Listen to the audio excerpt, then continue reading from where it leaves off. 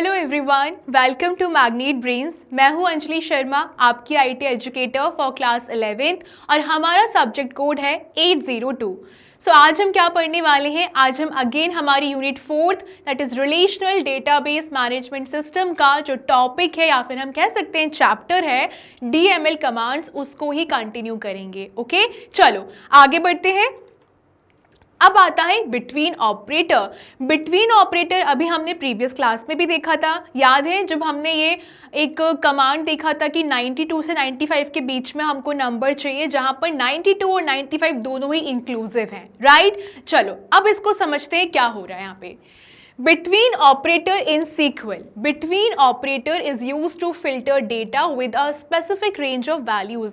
जहाँ पर रेंज की बारी आती है, यानी कि एक पर्टिकुलर जगह से दूसरे पर्टिकुलर जगह तक जो रेंज बनता है, वहाँ पर बिटवीन ऑपरेटर का हम इस्तेमाल करते हैं। ठीक है, चलो ये इंक्लूड करता है, अगर आप बिटवीन का इस्तेमाल करते हो तो यहाँ पे लोअर भी और अपर लिमिट्स दोनों को ही इंक्लूड करता है। फॉर एग्जांपल अगर मैं कहती हूँ कि मुझे 92 से 95 के बीच में, ठीक है, बच्चों के नंबर चाहिए, मुझे बच्चों के नंबर देखना है 92 से 95 के बीच में, तो वो ऐसा नहीं करेगा कि सिर्फ 93 और 94 वालों को ही मेंशन करेगा। बिटवीन का बाय डिफॉल्ट मतलब होता है कि ओके 92 और 95 भी उसमें इंक्लूड रहेंगे। समझ में आया? Okay. It is commonly used with numeric values, dates or text in alphabetical order. Okay, इसको हम कॉमनली किस में इस्तेमाल करते हैं? जहाँ पे न्यूमेरिक वैल्यूज़ की बात होती है, डेट्स की बात होती है, टेक्स्ट की बात होती है। टेक्स्ट भी अल्फ़ाबेटिकल ऑर्डर में रहते हैं, फाइन, अल्फ़ाबेटिकल ऑर्डर में रहते हैं, फाइन, जैसे कि ABCDEF। ओके, चलो अब हम इसका सिंटेक्स देख लेते हैं। सिंटेक्स है सिलेक्ट करना है कॉलम 1, कॉलम 2, कहाँ से? From table name.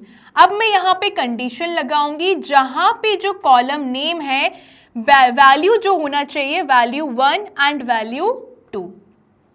ओके, क्या लिखा इसने कि मुझे वैल्यू 1 से वैल्यू 1 और वैल्यू 2 के बीच में, ये जो बिटवीन उसके बीच में जितनी भी वैल्यूज आ रही हैं वो मुझे चाहिए। ठीक है, इंक्लूसिव रहता है। अब आप हमेशा एक बात याद रखना, अगर बिटवीन आ चुका है इसका मतलब ये है कि जो लोअर लिमिट है और अपर लिमिट है वो बाय डिफॉल्ट इंक्लूड रहेगा। ओके, चलो एग्जाम्पल देख लेते हैं। If we want to display, अगर हम डिस्प्ले करना चाहते हैं first name, last name, marks of all students whose marks are, जिनके मार्क्स बिटवीन है 92 and 95 inclusive. The query is, अब क्या क्वेरी लगेगी? और मैंने आपको हमेशा बताया है जब हम क्वेरी लगाते हैं उसके पहले हमको हमेशा सारे कीवर्ड्स पकड़ के रखने हैं ताकि कुछ भी कंडीशन हमसे मिस ना हो जाए। ओके, चलो मुझे फर्स्ट नेम चाहिए, मैंने सिलेक्ट किया first name, okay. Last name चाहिए, लास्ट नेम ले लिया। मार्क्स चाहिए, मार्क्स ले लिया। कहाँ से? स्टूडेंट के टेबल से, तो फ्रॉम स्टूडेंट ले लिया। अब कंडीशन क्या है? कंडीशन क्या है कि बिटवीन 92 एंड 95 इंक्लूसिव होगा, तो मैंने यहाँ पे क्या कंडीशन लगाई? जहाँ पर मार्क्स 92 से 95 के बीच में होने चाहिए। और जैसे मैंने वहाँ पे बिटवीन का इस्तेमाल किया, बिटवीन आ गया, यानी कि लोअर लिमिट और अपर लिमिट अपने आप इंक्लूड हो चुकी है। वहाँ पे मुझे अलग से कुछ और ऐड नहीं करना पड़ेगा। और कुछ इस तरीके के आपके सामने क्वेरी का रिजल्ट ऐसा निकलेगा, जैसे अभिषेक पहुजा 92 नंबर, यहाँ पर उसने लोअर लिमिट को भी इंक्लूड करा हुआ है। भूषण वर्मा 95 अपर लिमिट भी इंक्लूड है। चैताली सापरा 94, चैतन्य शर्मा 93, साक्षी भरोनी 95 एंड अक्षी भारद्वाज 95। इस तरीके से आपके सामने रिजल्ट आके अपडेट हो जाएगा। ओके, चलिए आगे बढ़ते हैं। अब आता है और ऑपरेटर इन सीक्वल। इसको हम पहले भी देख चुके हैं, अब समझो यहाँ पे क्या हो रहा है। सी, ओके, और ऑपरेटर का मतलब मैंने क्या बताया था? और ऑपरेटर का मतलब मैम आपने ये बताया था कि अगर हम और का इस्तेमाल कर रहे हैं तो या तो ये कंडीशन फुलफिल कर दो, ओके, या तो ये कंडीशन फुलफिल कर दो। ये कंडीशन फुलफिल हो गई तो भी अच्छा, ये हो गई तो भी अच्छा।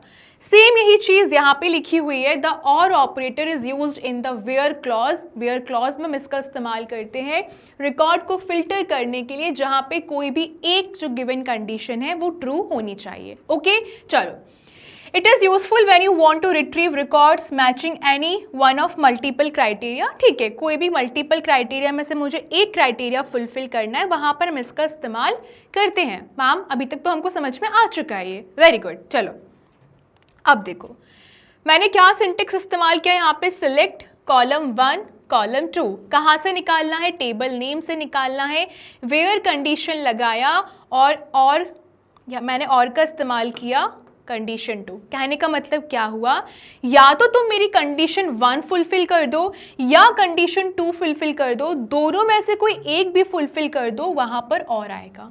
ठीक है, ये हमने प्रीवियस क्लास में भी देखा था। अगेन मैं आपको समझा रही हूँ, अगर डाउट हुआ हो तो वापस से आई एम रिपीटिंग कि और का हम इस्तेमाल करते हैं जब आपकी गिवन कंडीशंस में से कंडीशन 1 और कंडीशन 2 में से कोई एक कंडीशन भी फुलफिल हो जाए, वहाँ पे हम और का इस्तेमाल करते हैं। फॉर एग्जाम्पल मैं चाहती हूँ मुझे ऐसी फीमेल स्टूडेंट्स की लिस्ट दो जो भोपाल से बिलोंग करती हैं। ठीक है, या तो आप ये वाली कंडीशन फुलफिल कर दो, या फिर मुझे ऐसे फीमेल कैंडिडेट्स का डाटा दो जो कि जिनका नंबर मैथ्स में 75 से ज़्यादा हो। इन दोनों में से कोई भी कंडीशन फुलफिल हो जाए, मुझे आप वो लिस्ट निकाल के दो, डेटा निकाल के दो, यानी कि या तो ये या तो ये।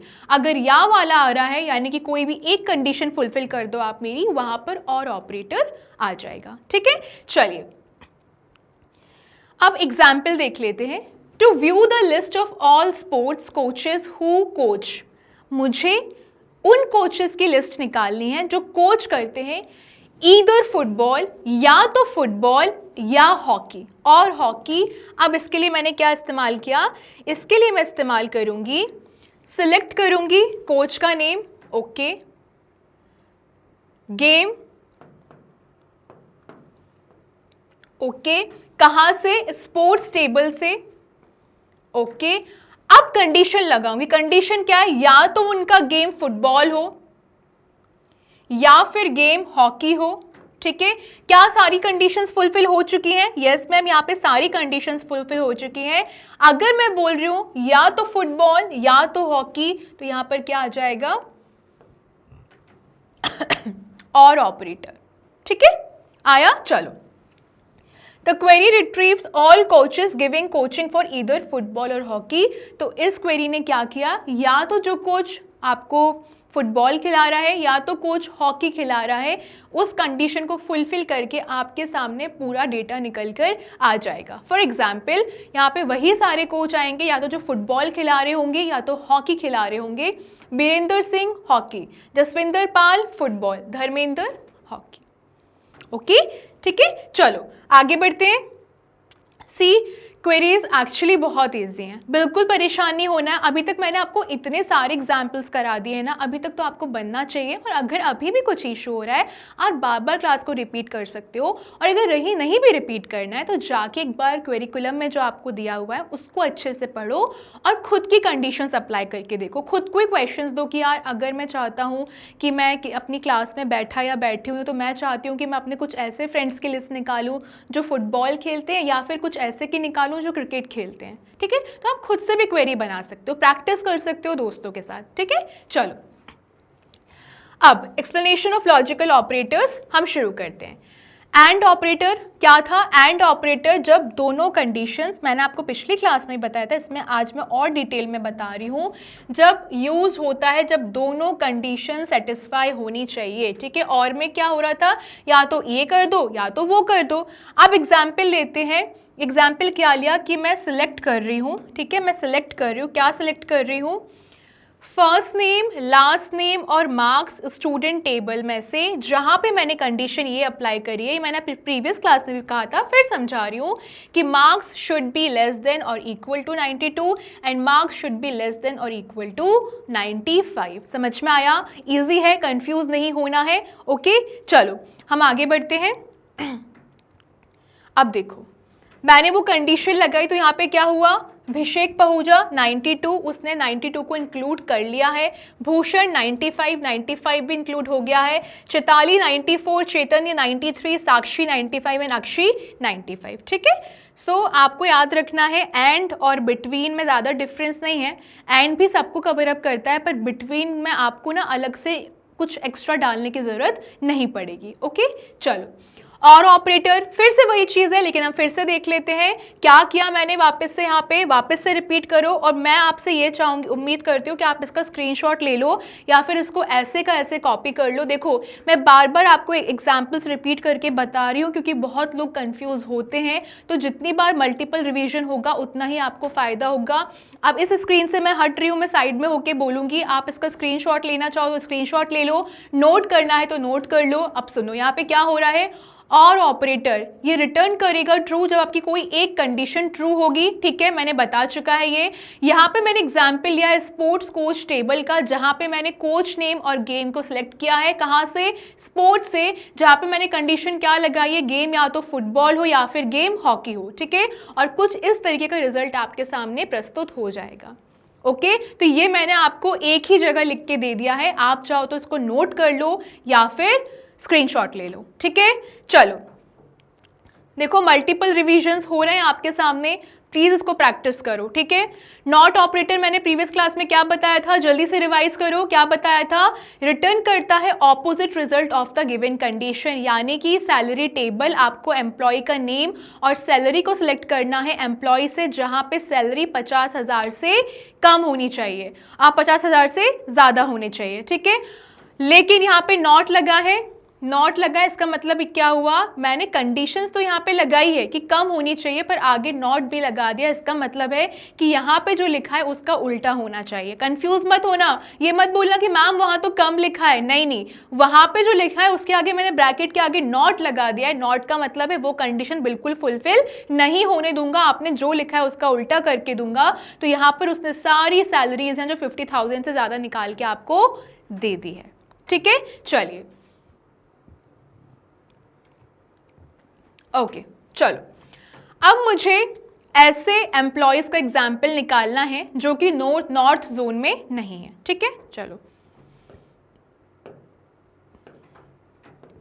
ओके, चलो शुरू करते हैं। क्या करना है, कंडीशन पकड़ो पहले। मुझे एम्प्लॉयज पता लगाने हैं जिनका नेम मुझे पता होना चाहिए, जो कि उनका जोन पता होना चाहिए, बट कंडीशन ये है कि वो नहीं होने चाहिए नॉर्थ जोन से। 4 कंडीशन हमको समझ में आ गई है। जोन पता होना चाहिए, स्पेशली नॉर्थ जोन तो होना ही नहीं चाहिए, नॉट आ गया। एंड चौथा क्या हो गया कि भाई मुझे एम्प्लॉय का नेम पता होना चाहिए। ठीक है, मैंने क्या कमांड इस्तेमाल करी, सिलेक्ट किया एम्प्लॉय का नेम, ओके, जोन पता किया एम्प्लॉय टेबल से, और मैंने इधर लिख दिया कि zone should be equal to north, और नॉर्थ किसके अंदर आएगा, नॉर्थ अंदर आएगा, स्ट्रिंग वैल्यू है तो अंदर आएगा सिंगल डॉट के। ठीक है, अब आपको यहाँ पर दिख रहा है वेयर क्लॉज मैंने लगाया है, लेकिन मैंने वेयर क्लॉज के आगे एक बड़ा सा नॉट लगा दिया है। इसका मतलब ये है कि मैंने लिख तो दिया है कि zone should be equal to north, लेकिन बाहर जैसे वो नॉट दिखेगा तो समझ जाएगा कि यार तुमने जो मुझसे अंदर डिमांड करी उसका उल्टा करना है। यानी कि जिनका नॉर्थ जोन होगा मैं उनको नहीं डिस्प्ले करूंगा, बाकी सबको डिस्प्ले करूंगा। और यही तो हम चाहते हैं कि मुझे ऐसे एम्प्लॉयज का नाम चाहिए जो नॉर्थ जोन से ना बिलोंग करते हो। और आपके सामने कुछ ऐसा रिजल्ट आएगा, Mohan Nath central, Jayesh Kumar central, Arunim Chatterjee east, Arjun Ghosh east and Mahan Kumar east. ठीक है, आ गया समझ में? ओके, चलो अब ऐसे रिकॉर्ड्स को फाइंड करना है जहां पे जोन नल है। ओके, समझ गए, यानी कि क्या क्या कंडीशन यहां पर आ गई कि मुझे ऐसे एम्प्लॉय का नाम पता करना है जिनका जो जोन है, ठीक है, वो नल है। ओके मैम, समझ में आ गया। तो मैं सिलेक्ट करूंगी employee name zone from employee table, और मैं क्या कंडीशन लगाऊंगी, मैं कंडीशन लगाऊंगी कि उनका जोन नल है। ठीक है, ये तो बहुत इजी था, जो वहां पर है सेम आपने यहाँ मेंशन कर दिया। तो भूषण रैना नल, अरविंदर सिंह नल एंड प्रेरक कुमार नल। ठीक है, मल्टीपल टाइम प्रैक्टिसेस करोगे ना आपको ये बहुत अच्छे से बन जाएगा। ठीक है, अब ऐसे रिकॉर्ड फाइंड करना है जहां पे उनका जोन नॉट नल है। ठीक है मैम, ये भी प्रैक्टिस कर लेते हैं। सिलेक्ट किया एम्प्लॉय का नेम, जोन फ्रॉम एम्प्लॉय, और मैंने सीधे सीधे लिख दिया कि भाई मेरी कंडीशन ये है कि उनका जो जोन है that should be not null. और जैसे नॉट नल आएगा इसका मतलब क्या हुआ कि जो नल नहीं होंगे वो सारे आ जाएंगे। तो Rohan Pathak north, Mohan Nath central, Rajiv Nayak north and so on. ठीक है, तो जो भी आपसे डिमांड की जा रही है ना, आप वो कैसे पूरी करोगे? आप एक एक कीवर्ड को पकड़ोगे। जैसे आप एक एक कीवर्ड पकड़ोगे आप अपने कमांड्स को लिखते जाओगे, है ना। बिल्कुल डिफिकल्ट नहीं है। और मैंने आपको इतने सारे एग्जांपल्स दे दिए हैं, आप स्क्रीनशॉट लेते जाओ, नोट्स बनाते जाओ, आपको सब समझ में आ जाएगा। ठीक है, okay. Example of using alias names with as for better readability. समझो, अगर मुझे और अच्छे से एक्सप्लेन करना है तो मैं रोल नंबर को एज रोल नंबर लिख सकती हूँ, first name as student name लिख सकती हूँ। कैसे? Marks as score up from student. See aliases का इसको हम ऐसे कर लेते हैं, एज का हम इसको एज ही बोलते हैं। ठीक है, मैंने यहाँ पे लिखा एज। ओके, चलो अब ये क्या करता है, जो आपका आउटपुट रहता है उसको क्लियर करता है और मोर प्रेजेंटेबल बनाता है। ये समझ में आ गया। दे do not change the table structure, table का स्ट्रक्चर चेंज नहीं करते हैं, बट वो सिर्फ स्पेसिफिक क्वेरी रिक्वेस्ट के लिए होते हैं। और आप इसमें सिंगल कोट और बैकलिस्ट अराउंड द एलियास आप इस्तेमाल कर सकते हो। एक बार आप इसको नोट करो जल्दी से, फिर हम आगे समझते हैं।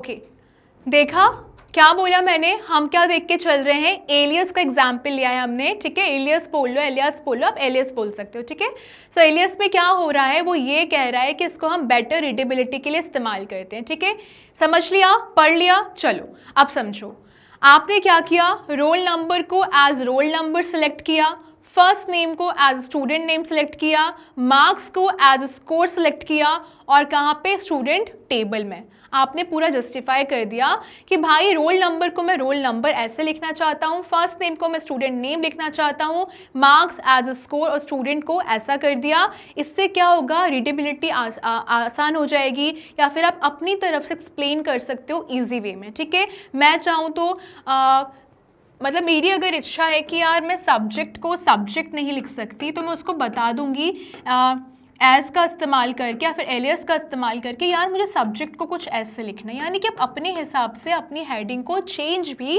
कर सकते हो। ठीक है, समझ में आया? चलो अब की पॉइंट्स देख लेते हैं। This make the output clearer and more presentable. आपके आउटपुट को क्लियर करेगा, ज़्यादा प्रेजेंटेबल बनाएगा। They do not change the table structure. आपके टेबल का स्ट्रक्चर बिल्कुल चेंज नहीं होगा। They are only for displaying that specific query result. You can use single quotes और backticks around the alias names if they contain spaces. अगर वो space contain कर रहा है तो वहाँ पे आप सिंगल कोट्स का इस्तेमाल कर सकते हो या फिर बैक टिक्स का इस्तेमाल कर सकते हो।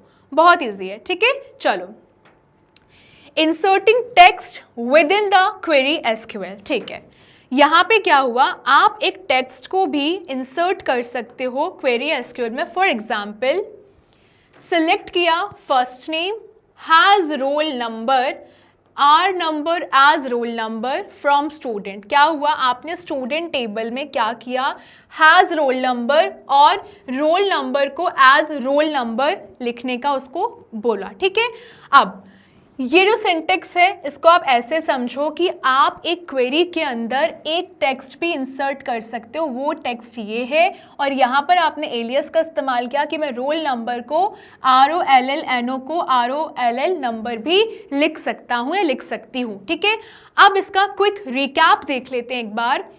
The static text has roll number is shown between columns in the result. ठीक है, आपके जो कॉलम्स रहेंगे वहाँ पे हैज़ रोल नंबर ऐड हो चुका है। समझ में आया यहाँ पर क्या हुआ? यहाँ पर ये हुआ बेटा कि सिलेक्ट था। ठीक है, मैंने सिलेक्ट किया एफ नेम फर्स्ट नेम, और मुझे बीच में एक कॉलम ऐड करना है हैज़ रोल नंबर का, तो मैंने यहाँ पे उसको कोट के अंदर लिख दिया हैज़ रोल नंबर। और जो मेरा आर नंबर है, जो मेरा पहले आर नंबर होगा, उसको मैंने बोला कि यार ये क्लियर नहीं है, तो मैं चाहता हूँ कि तुम उसको रोल नंबर इस तरीके से लिख दो चेंज करने के लिए। तो चेंज करने के लिए हमने एलियस का इस्तेमाल किया which is like as. Okay, तो यहाँ पे उसने सारी चीज़ सुनी, तो अब उसने क्या किया, यहाँ पे हैज़ रोल नंबर भी कर दिया फर्स्ट नेम भी आ गया और उसने यहाँ पे पूरा रोल नंबर का स्पेलिंग लिख दिया। ठीक है, चलो, it doesn't alter the table, it's just for display. Table को मॉडिफाई नहीं करेगा, सिर्फ डिस्प्ले करने के लिए होता है। And this feature is handy for generating more readable reports और एक्सपोर्टिंग यूजर फ्रेंडली डेटा। कुछ नहीं है, ये आपकी जो रिपोर्ट्स रहती हैं फिर जो भी आपका डेटा अपडेट होता है उसको ज़्यादा आसान कर देता है। ठीक है, चलो आता है अब in operator. Okay, in operator का क्या काम है? ये अलाउ करता है to filter records based on multiple matching values without writing multiple और conditions, makes the query shorter, cleaner and easier to read. चलो ठीक है, समझते हैं। पहले ना हम क्या करते हैं, पहले हम दो एग्जाम्पल्स को कंपेयर करते हैं, फिर मैं आपको डिटेल में बताती हूँ। पहले ये देखना और ये देखना, ठीक है? ओके, अलग अलग कलर से मैं हाईलाइट करूँगी ताकि जल्दी समझ में आएगा। सिलेक्ट किया है फर्स्ट नेम, ओके, मार्क्स, समझ में आया? स्टूडेंट टेबल में से, ठीक है, जहाँ पे जो मार्क्स हैं यहाँ पे मैंने इन लगाया 88, 92, 95, सेमीकोलन, खत्म। चलो आगे बढ़ते हैं। अब यहाँ पर ये कह रहा है कि आपने जो ऊपर कंडीशन लगाई है वो इक्विवेलेंट है किसके? First name marks, where marks is equal to 88 और marks is equal to 92 और marks is equal to 95। Difference समझ में आ रहा है आपको? डिफरेंस समझ में आ रहा है? यहाँ पे इन है और यहाँ पे और कितनी बार है। कहने का मतलब ये है कि अगर आपके पास मल्टीपल कंडीशंस हैं और आप बार बार और ना लगाना चाह रहे हो कि यार या तो नंबर 88 हो या तो 92 हो या तो 95 हो, इससे बचने के लिए, अपना समय बचाने के लिए आप क्या कर सकते हो? आप यहाँ पर इनका इस्तेमाल करोगे। एक बार इन लिखोगे, ब्रैकेट में सारी कंडीशंस डाल दोगे, आप चाहे ये लिखो आप चाहे ये लिखो, तो ये ज़्यादा सही है। अब समझ में आ गया इन ऑपरेटर का क्या मतलब हुआ? इन ऑपरेटर कहता है कि मैं आपसे ज़्यादा मेहनत नहीं करवाऊंगा, आप इतना लिखोगे मैं वही आउटपुट दूंगा जो यहाँ पर इतना सारा लिखने के बाद भी आपको मिल रहा है। ठीक है, आया समझ में?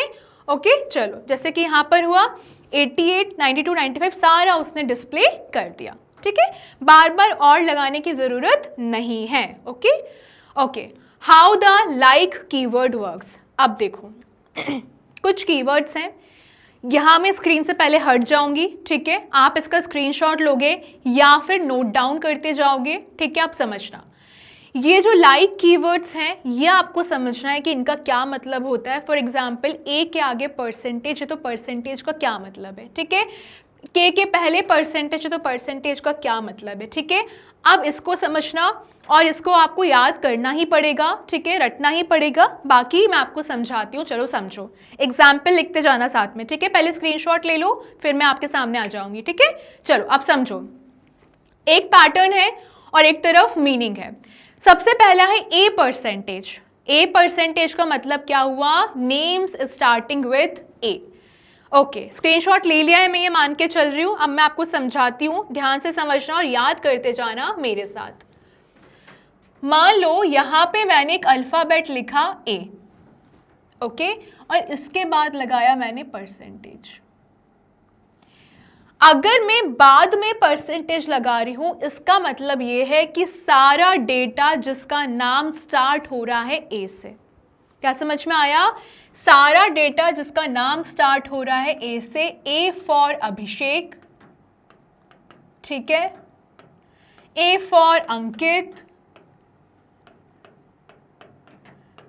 A for Arun, A for Anjali, etcetera. जितने भी नाम आपको चाहिए सारे ए से आपके सामने आ जाएंगे, ये इसका मतलब होता है। लेकिन अगर मैं वहीं आपसे कह रही हूं कि यार कोई एक वर्ड है, अल्फाबेट है के, और उसके आगे मतलब उसके पीछे साइड, ओके, पहले मैंने राइट साइड लगाया, अब मैं लेफ्ट साइड लगा रही हूँ परसेंटेज, इसका मतलब है एंड हो रहा है, नेम एंडिंग विथ के, ठीक है? जैसे कि प्रतीक, ओके, और क्या नाम हो सकते हैं? कुछ भी नाम आपके दिमाग में जो हो, ठीक है। फॉर एग्जाम्पल प्रतीक, अभी मुझे फिलहाल प्रतीक याद आ रहा है, तो ऐसे नाम जो कि एंड हो रहे हैं के से, समझ में आ गया। चलो आगे बढ़ते हैं। अब आपको अंडरस्कोर दिख रहा है, अंडरस्कोर इसको कहते हैं। और ओके, यहाँ पर अंडरस्कोर का मतलब समझो, इसको मैं हटा देती हूँ, ठीक है, ये समझ में आ गया। अब मान लो मैंने अंडरस्कोर लगाए 1 2 3 4 5, ठीक है, मैंने 5 अंडरस्कोर लगाए। इसका क्या मतलब हुआ, सारे नाम जिनमें एग्जैक्टली 5 कैरेक्टर ही होने चाहिए, एग्जैक्टली 5 कैरेक्टर ही होने चाहिए। फॉर एग्जाम्पल 5 कैरेक्टर को आप कैसे लिख सकते हो, क्या नाम हो सकता है, ANKIT,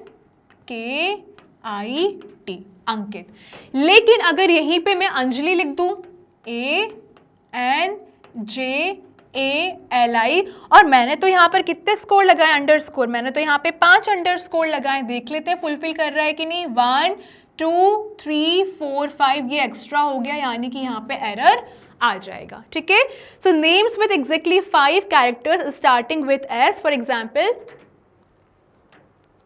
ओके, ये है names with exactly 5 characters. For example Saurabh won't match, it has more, क्योंकि सौरभ में ज्यादा मैचेस हैं। चलो इतना समझ में आ गया, आगे बढ़ते हैं।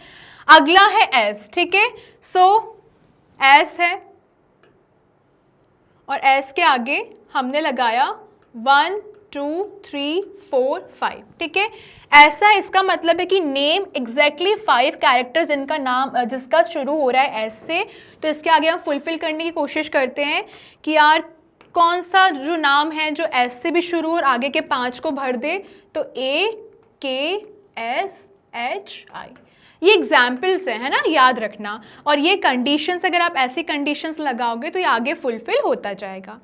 अब वहीं आपने एस लिखा, अंडरस्कोर लगाया और परसेंटेज लगा दिया, इसका मतलब क्या हुआ, इसका मतलब हुआ कि नेम्स विथ 4 और more characters starting with S, for example Saurabh, percentage से क्या होगा, वो वहाँ तक डिफाइन नहीं रहेगा, आप उसमें और भी कैरेक्टर्स को ऐड कर सकते हो, जैसे कि सौरभ, ठीक है। अब अगर H के पहले अंडरस्कोर है, इसका मतलब क्या हुआ, अब तो समझ में आने लगा होगा ना। अगर H के पहले अंडरस्कोर है, इसका मतलब ये हुआ कि नेम्स विथ एग्जैक्टली 4 कैरेक्टर्स जो कि एंड हो रहे हैं H से, क्योंकि H लास्ट में है, लाइक ऋष, ठीक है, ओके। अगर परसेंटेज है आखिरी में, तो नेम्स विथ एटलीस्ट 3 कैरेक्टर्स, ठीक है, 3 कैरेक्टर्स रहने चाहिए, जैसे कि देव, नीड्स 3 और मोर। क्या मतलब हुआ, यहाँ पे एटलीस्ट लिखा है, ठीक है, मैंने 3 अंडरस्कोर लगाए हैं, ठीक है, और मैंने यहाँ पे क्या लिखा है, एटलीस्ट 3 कैरेक्टर्स लिखे, यानी कि 3 तो मिनिमम होने चाहिए, लेकिन उससे ज़्यादा ही काम करेगा, ठीक है। Percentage, in percentage names containing the substring in, like Bhushan won't match if there was Sanjan it won't, ठीक है। अगर मैं वहाँ पे इन लगा रही हूँ, यानी कि लास्ट में उसका नाम इन से ख़त्म होना चाहिए, जैसे कि संजन हो गया, रंजन हो गया, कुछ भी है ना। मतलब ऐसा नहीं हो सकता कि मैंने यहाँ पे इन लिखा है तो आप यहाँ पे भूषण लिख दो, तो भूषण तो एंड हो रहा है AN से, ठीक है। सी ये ना बहुत इजी भी है, थोड़ा कॉम्प्लिकेटेड भी है, पर इसको ना बार बार प्रैक्टिस करोगे समझ में आ जाएगा। एक बार और देख लो, स्क्रीनशॉट ले लो, पर इनको समझ जाना, इनको समझना है। A के बाद परसेंट हुआ, यानी कि A से शुरू हो रहा है, K के पहले परसेंट हुआ, यानी कि K पे ख़त्म हो रहा है, अंडरस्कोर लगा दे तो यानी कि उतने ही अंडरस्कोर में नाम आना चाहिए। ये आप बार बार प्रैक्टिस करोगे तो ही आपको याद होगा, ठीक है। तो इसको पूरा एक बार अच्छे से देख लो और एग्जाम्पल्स आप अपने हिसाब से भी बना सकते हो, ठीक है। चलो आगे बढ़ते हैं। अब एग्जाम्पल की हम क्वेरीज देखते हैं। क्वेरीज बहुत आसान है, प्रैक्टिस करा देती हूँ मैं आपको यहाँ पे। आप चाहो तो इनको ही बार बार प्रैक्टिस कर सकते हो या फिर खुद से प्रैक्टिस कर सकते हो, ठीक है। चलो, पहला नाम शुरू होना चाहिए ए से, तो मैंने क्या बताया था, जब हमको पहला नाम शुरू कराना होता है तो हम क्या कंडीशन लगाएंगे, हम कंडीशन लगाएंगे ए आ गया, ठीक है, ए आ जाएगा। चलो एक कंडीशन फुलफिल हो गई, और उसके साथ वो कह रहा है कि ए हमेशा पहला होना चाहिए, यानी कि परसेंटेज बाद में आ जाएगा। तो यहाँ पर क्या हुआ, यहाँ पर हुआ कि सिलेक्ट किया हमने स्टूडेंट जहाँ पे जो first name like a percentage, ठीक है, चलो नेम एंड हो रहा है के से, ठीक है, हमने पढ़ा था के से नेम एंड हो रहा है, इसका मतलब ये है कि परसेंट पहले आ जाएगा, के बाद में आएगा, और सेम वही चीज़ हमने यहाँ पे अप्लाई करी फ्रॉम स्टूडेंट, जहाँ पे जो फर्स्ट नेम है वो परसेंटेज के पे, ठीक है, ओके।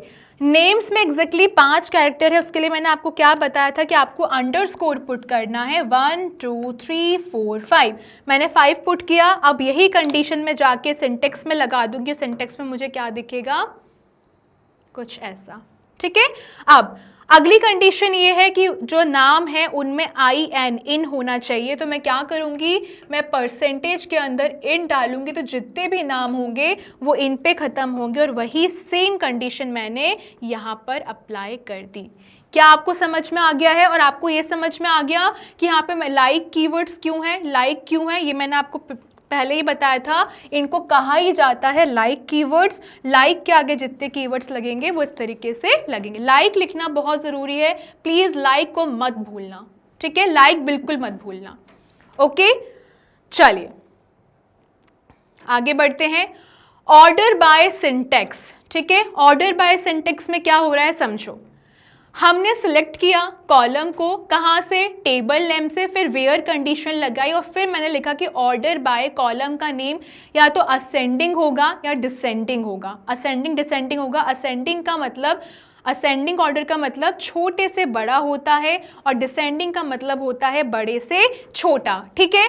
अब देखो, जो असेंडिंग होता है, अगर आप ऑर्डर बाय का इस्तेमाल करोगे तो असेंडिंग डिफॉल्ट में रहेगा, यानी कि आपको असेंडिंग को अप्लाई करने की ज़रूरत नहीं पड़ेगी, पर डिसेंडिंग को अप्लाई करने की ज़रूरत पड़ेगी, ठीक है। अब एग्जाम्पल देखते हैं, क्योंकि बिना एग्जाम्पल के समझ में नहीं आने वाला है, समझ लेते हैं।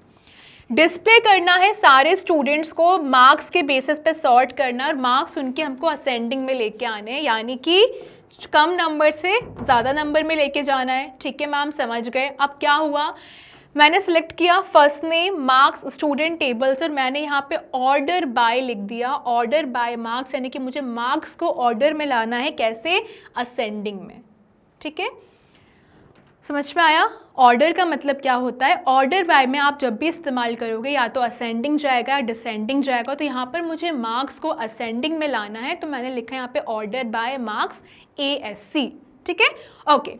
Records will be displayed from the lowest to highest marks, समझ में आ गया। If there are null values in marks they show up first, और अगर नल वैल्यूज होंगी वहाँ पे तो सबसे छोटी वैल्यूज सबसे पहले दिखेंगी, और खाली है तो फिर तो कोई मतलब ही नहीं है, तो फिर सबसे पहले वही दिखेगा, यानी कि हम नल को 0 मान के चल लेते हैं, ठीक है, ब्लैंक ही है पूरा, तो ये पहले आ जाएगा, फिर 0 1 2 3 इस तरीके से आपको पूरे नंबर दिख जाएंगे, ठीक है। चलिए अब डिस्प्ले करना है student sorted by f name descending, अब मुझे उनको उनके नाम के हिसाब से डिसेंडिंग में लाना है, तो सेम वही first name marks from student table, order by condition लगाया, फर्स्ट नेम लिखा और यहाँ पे लिख दिया DESC, यानी कि बड़े से छोटा, okay. The list will start from names that come last alphabetically and go up, यानी कि किसी का नाम अगर जुबिन है तो उसका नाम पहले आ जाएगा, और किसी का नाम अगर अंकित है तो वो नाम आखिरी में आ जाएगा, यानी कि ऐसे चलेगा, ओके। चलिए अब sort using 2 columns, sort first by marks ascending and then by first name descending for those with the same marks, ठीक है। कुछ नहीं है, सब छोड़ो, हम आसान भाषा में समझते हैं, पहले हम इसको समझते हैं, ठीक है। जैसे आप कमांड समझोगे आपको कुछ और समझने की जरूरत ही नहीं पड़ेगी। आपने सिलेक्ट किया फर्स्ट नेम, ठीक है ma'am, marks okay student table से, अभी तक मैम ये समझ में आ चुका है हमको, वेरी गुड। अब मैंने ऑर्डर बाय किया मार्क्स को असेंडिंग ऑर्डर में, क्या ये कंडीशन फुल हो रही है? हाँ फुल हो रही है, मार्क्स असेंडिंग ऑर्डर में आ गया है। अब वो कह रहा है कि फर्स्ट नेम को डिसेंडिंग ऑर्डर में करना है, तो मैंने अगली कंडीशन लगा दिया, फर्स्ट नेम को डिसेंडिंग ऑर्डर में करना है। इसका मतलब क्या हुआ कि 2 students have 95 marks, they will be arranged by name in reverse alphabetical order. This means if 2 students अगर उनके 95 मार्क्स हैं तो जो कैसे अरेंज हो जाएंगे, बाय नेम, यानी कि रिवर्स अल्फाबेटिकल ऑर्डर में। क्या मतलब हुआ? मतलब ये हुआ कि एक का नाम है मान लो बिंदु, ठीक है, और एक का नाम है हम मान लेते हैं योग्यता। ठीक है, अब दोनों के ही 92 नंबर हैं, कोई ना, ठीक है 92 नंबर है, समझ में आ गया। अब लेकिन मैंने यहाँ पे कंडीशन लगाई है कि फर्स्ट नेम उनका डिसेंडिंग ऑर्डर में रहेगा। अगर हमको ABCD आती है, आनी भी चाहिए 11th में है, तो अगर ABCD आती है तो क्या B पहले आता है कि Y पहले आता है? हम सबको पता है मैम B पहले आता है और Y बाद में आता है। ठीक है, और मैंने यहाँ पे कंडीशन लगाई है डिसेंडिंग की, तो यानी कि क्या होगा, योग्यता का नाम पहले आ जाएगा और कंडीशन के हिसाब से हम डिसेंडिंग में जा रहे हैं तो बिंदु का नाम बाद में आएगा। ठीक है, डिसेंडिंग, असेंडिंग, ऑर्डर बाय, सारी कंडीशंस याद रहेंगी, जल्दी से हमको आंसर मिलता जाएगा और सब समझ में आ जाएगा।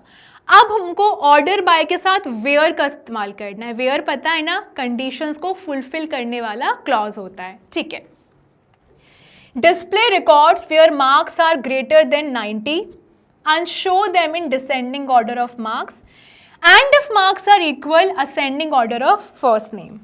ओके मैम, ये तो बहुत सारा हो गया, कोई बात नहीं, इसमें हम सबसे पहले कीवर्ड्स पकड़ेंगे। अब मेरे साथ आओ और कीवर्ड पकड़ो। डिस्प्ले करना है रिकॉर्ड्स को जहां पे पहली कंडीशन है marks should be greater than 90। आया समझ में? पहली कंडीशन पकड़ ली हम लोगों ने, पकड़ ली, marks are greater than 90। Okay, and show them, और उनको हमें डिसेंडिंग ऑर्डर में शो करना है मार्क्स का, समझ में आ गया। अगर मार्क्स इक्वल है तो फिर असेंडिंग ऑर्डर में उनका नाम शो करना है। कहने का मतलब ये है कि पहले तो आप एक कंडीशन ढूंढो जहाँ पे 90 से ज़्यादा नंबर है, फिर उनको डिसेंडिंग ऑर्डर में शो करो मार्क्स के हिसाब से। लेकिन अगर मान लो मार्क्स इक्वल हो रहे हैं, मान लो चिंटू और पिंटू के सेम मार्क्स हो रहे हैं, तो उनके नाम के हिसाब से आप डिसेंडिंग ऑर्डर में उनको पुट करोगे, यानी कि असेंडिंग ऑर्डर में पुट करोगे, यानी कि चिंटू का नाम पहले आएगा और पिंटू का नाम बाद में आएगा। ठीक है, चलो अब हम चलते हैं एग्जाम्पल पे, फिर से एग्जाम्पल करेंगे, बार बार एग्जाम्पल करेंगे तो ही समझ में आएगा। सिलेक्ट किया फर्स्ट नेम और मार्क्स को, ओके, कहाँ पे, स्टूडेंट टेबल पे। कंडीशन मैं लगा चुकी हूँ, कंडीशन ये है कि उनके मार्क्स 90 से ज़्यादा होने चाहिए, लेकिन यहाँ पे डिसेंडिंग भी है और असेंडिंग भी है।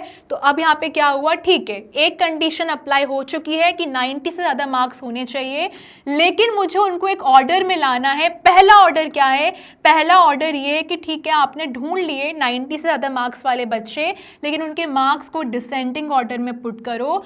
और डिसेंडिंग ऑर्डर में पुट करने के बाद अगर आपको ऐसा लिख रहा है कि चिंटू और पिंटू के 99 नंबर है, तो उसमें आप क्या करोगे, उनके नाम के हिसाब से उनको असेंडिंग ऑर्डर में डालोगे, यानी कि चिंटू का नाम पहले आएगा और पिंटू का नाम बाद में आएगा। ठीक है, perfect when you need filtered plus sorted results, और ये बहुत आसान पड़ेगा। ठीक है, ओके, एक काम करते हैं, इसको मैं ख़त्म करने से पहले आपको एक बार और समझा देती हूँ, अदरवाइज आप कंफ्यूज हो जाओगे।